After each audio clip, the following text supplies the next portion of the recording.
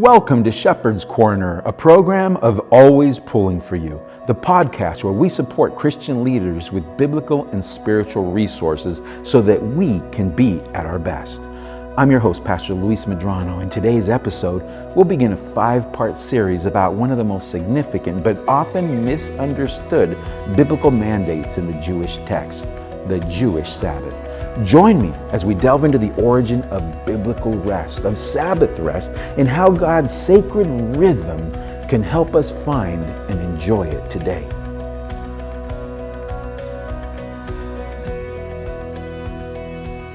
One of the reasons that I love being outside, whether it's up at our family cabin or in my backyard garden, is because when I'm outside in nature, I really feel a sense of balance.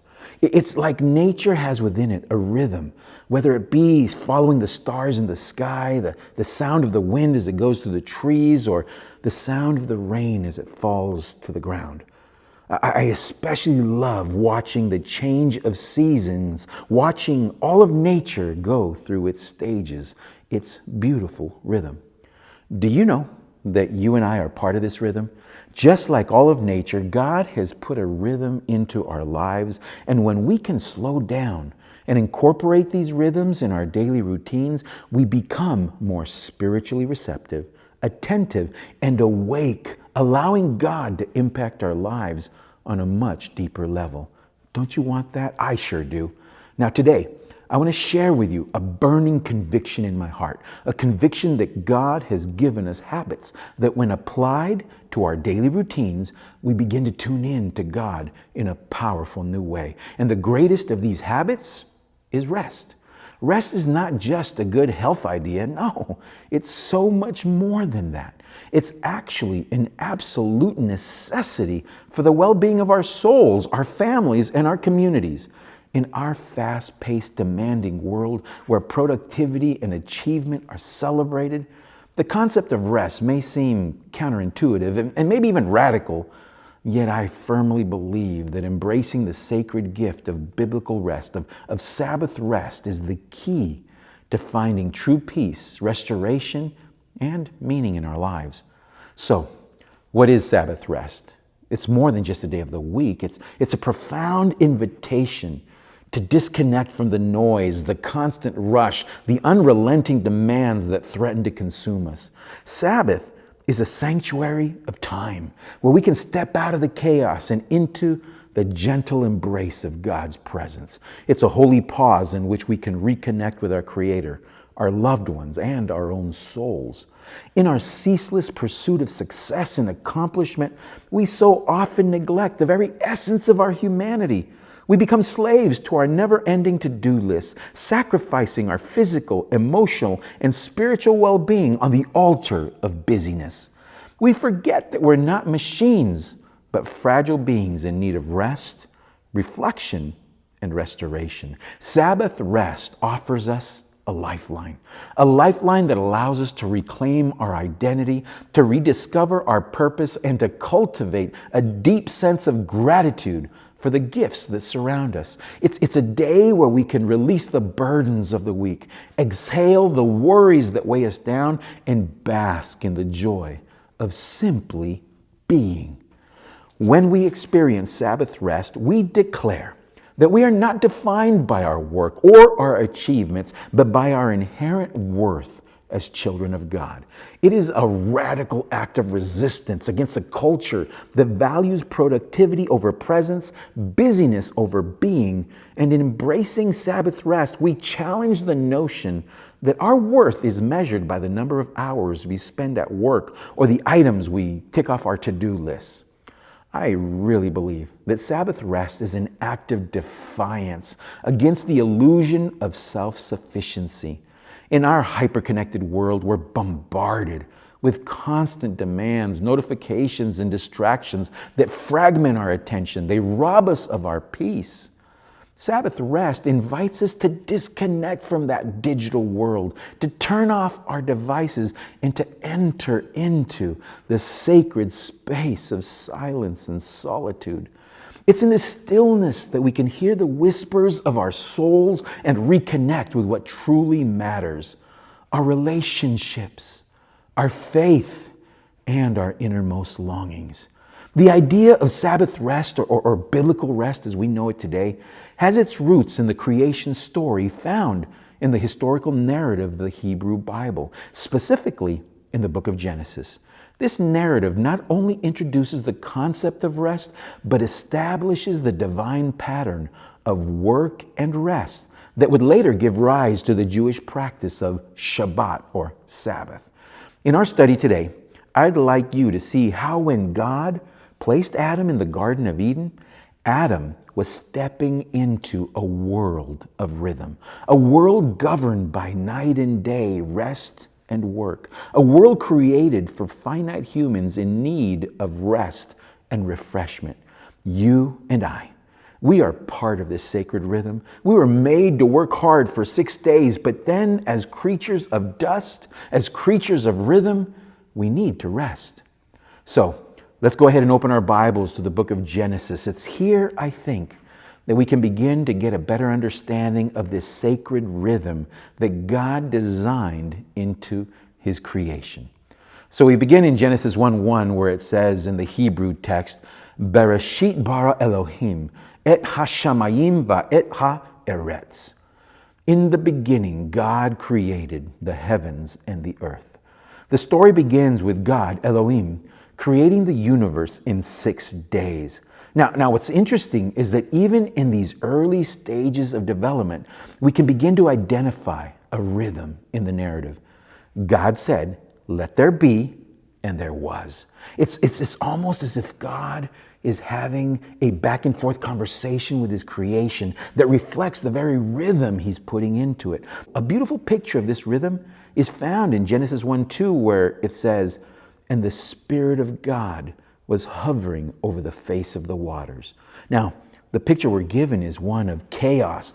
The world is dark and unorganized and unfilled until, as verse 2 says, the Spirit, or in the Hebrew, the Ruach, begins to hover over the waters. Now, the word Ruach can mean wind, breath, or breathing, which is rhythmic in and of itself. In this case, the Ruach is the Holy Spirit. And the text says that He's hovering, merahafet in Hebrew. In its verb form, it can indicate fluttering or trembling, such as in the flapping of wings. Maybe that's why Deuteronomy 32:11 uses this description to describe an eagle watching over its chicks. What a great picture of the Holy Spirit trembling or vibrating over the earth, bringing order and giving its warmth and life, like an eagle warming its chicks. Another thing you might notice in the text is that for the first 6 days, each day ends with the phrase, "There was evening and there was morning." This phrase is why the Jewish people begin their day in the evening rather than in the morning. Again, there's something wonderful in this picture being used here. So, for instance, the word for evening in Hebrew is arev. Arev can mean darkness, twilight, evening, and even sunset. But its meaning is heavily influenced by concepts like obscurity, mixing, or confusion. I don't know about you, but for me, the time of the day that I find it hardest to see well is at what we call twilight or erev in the evening. It describes that moment in the day when it's getting harder and harder to see. It's not really nighttime, but it's not really daytime either. It really gets tough to see. I actually have a lot of friends that refuse to drive in the evening because it's just too hard for them to see. And this whole idea of erev, it's a reflection of disorder. Now, on the other hand, the word for morning or boker in Hebrew is the complete opposite of evening. This word speaks of darkness being cleared away as the sun rises. It speaks of restored vision and things finding their orderly place. It speaks of renewed confidence and hope. This phrase, beginning with evening and ending with morning, is the reason the Jewish people have organized their days with each day beginning at sunset, a time of disorder, and ending in the morning with a time of clarity. A rhythm is being described here, from darkness to light, going from disorder to order. This is described actually for every day except for the seventh day. Do you notice that? Each one of those first 6 days, it ends with that. There was evening and there was morning, except for the seventh day. On that day, there is no evening and there is no morning, because on the seventh day, God had finished his work and there was no chaos, no disorder. There was no evening. The text simply says that God rested from his work. He was finished. This is God's design, his rhythm for his creation. And just like him, we're to work hard for 6 days and then we rest. The goal of God's creation was to go step by step, getting to the seventh day. Each one of those first 6 days was all about adding and working and accomplishing until we get to the seventh day. Those first 6 days were preparation for the seventh day where we could rest. God was showing us his rhythm for creation, for work, and for rest. Have you ever noticed that the first 6 days of creation, they don't really have a name? They're just called the first day, the second day, the third day, etc., etc. But it's the seventh day that actually has a name. It's called Shabbat.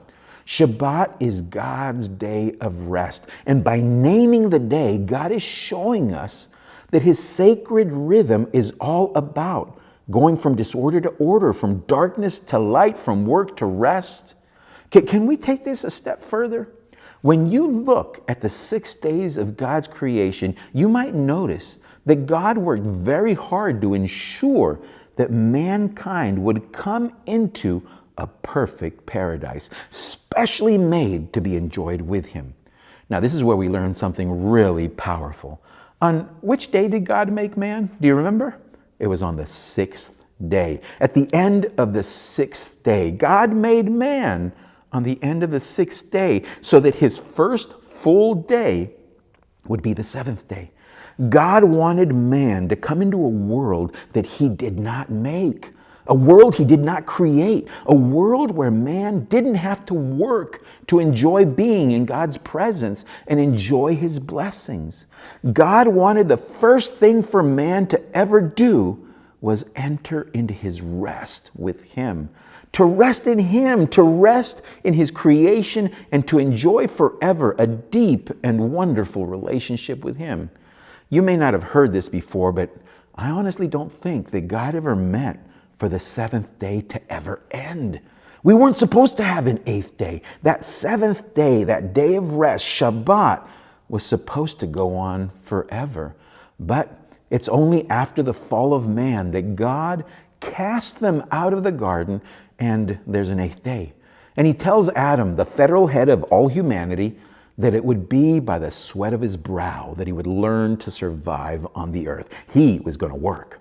As a matter of fact, the entire Bible is a redemption story of God restoring what we lost. As a matter of fact, in the last book of the Bible, the book of Revelation, chapter 21, verse 5, the Apostle John, upon seeing a brand new heaven and earth, he says those beautiful words describing God's promise. And God shall wipe away all tears from their eyes. And there shall be no more death, no more sorrow, no more crying.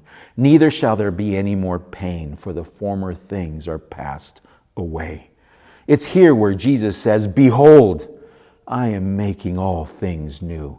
From darkness to light, from disorder to order, from work to rest. This is what God's sacred rhythm is all about. Finding once again his sacred rhythm of rest. As we conclude today's first episode on the origin of biblical rest, we want to encourage you to take a moment to consider the balance of work and rest in your own life. Are you making time for reflection, for connection, for renewal? Can you find inspiration from the divine rhythm established in the Genesis story and incorporate it into your daily routine?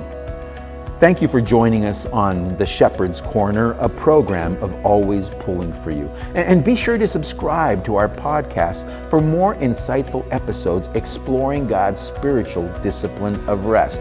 Make sure to look us up on YouTube, Always Pulling for You.